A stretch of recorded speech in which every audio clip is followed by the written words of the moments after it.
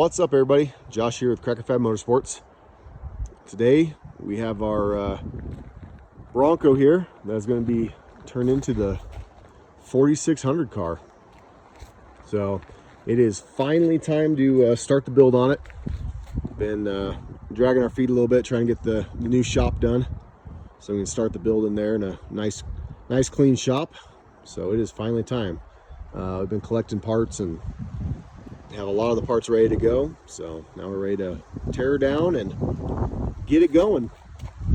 So what I want to do is just give you guys a rundown of what this thing is stock. That way as the build progresses, you guys can see it and know where it came from. So I'm sure most of you have seen a stock Bronco by now, but what the hell. So this here, this is a 2021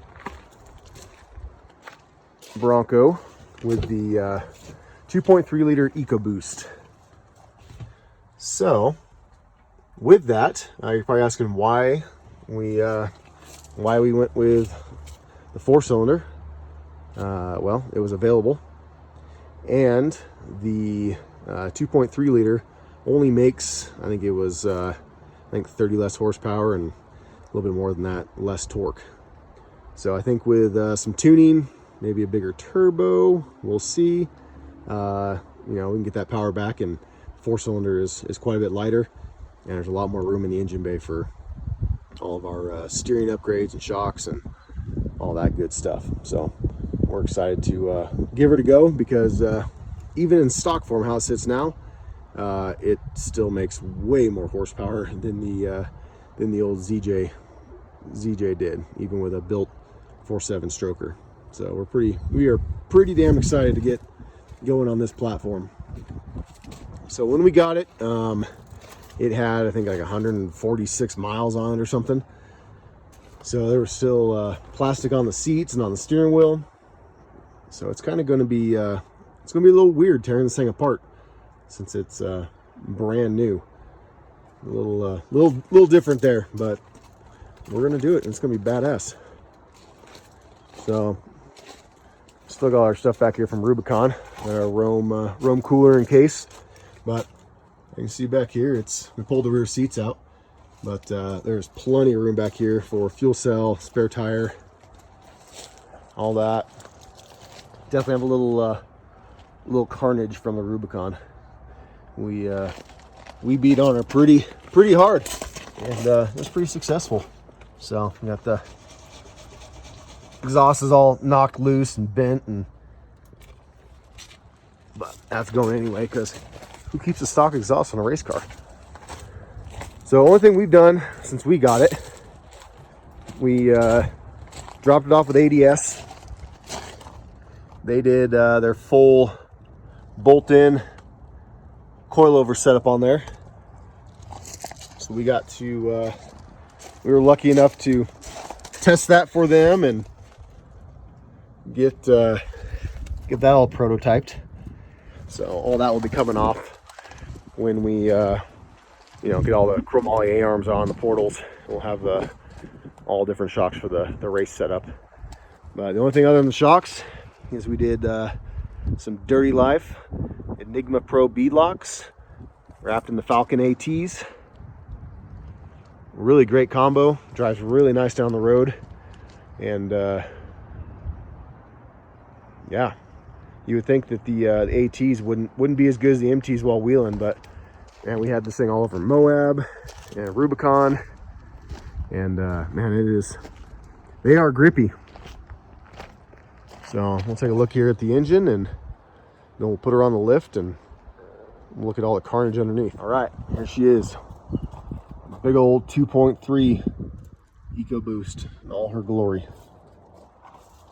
So the nice part is there's tons of room in this engine bay. So if you've looked under the hood of a Bronco with a V6, it's all pretty dang tight in there and crammed in there. So there's plenty of room in this one for everything we got to do. It's got that little bitty turbo. So we'll see if we can't upgrade that a little bit, throw a bigger turbo on there and put out some bigger power numbers.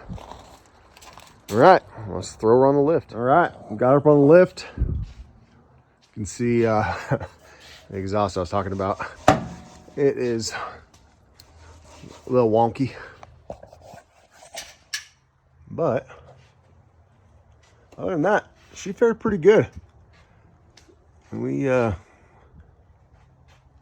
skid plates definitely took a beating. She drags quite a bit in the middle, but everything else held up good. So it's pretty solid.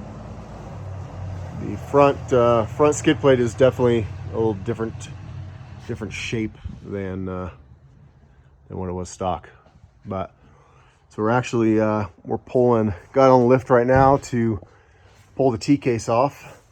We're going to send the adapter up to Midnight Metalworks so they can build us a custom adapter to fit the Dana 300 in here. So we'll get that pulled and sent off. But yeah, overall, held up pretty good. All right, well now we've checked out the Bronco, looked over that bad boy. Now we're gonna take a look at what I think is one of the coolest parts of our Bronco build, and that is the portals. So let's go check them out. All right, well here they are. These are the 74 Weld Bronco portals. These things are an absolute work of art. The machining on them is beautiful. They're already all safety wired, and I mean they are amazing pieces. So we were pretty pumped to be able to get these and run them on the Bronco. I think honestly this is going to be the key part to making the front end on this IFS survive. Takes a big load off the front diff. These are a 1.45 reduction housing. So yeah, they're pretty sweet. Let's take a look at the back side. Right, here's the back side.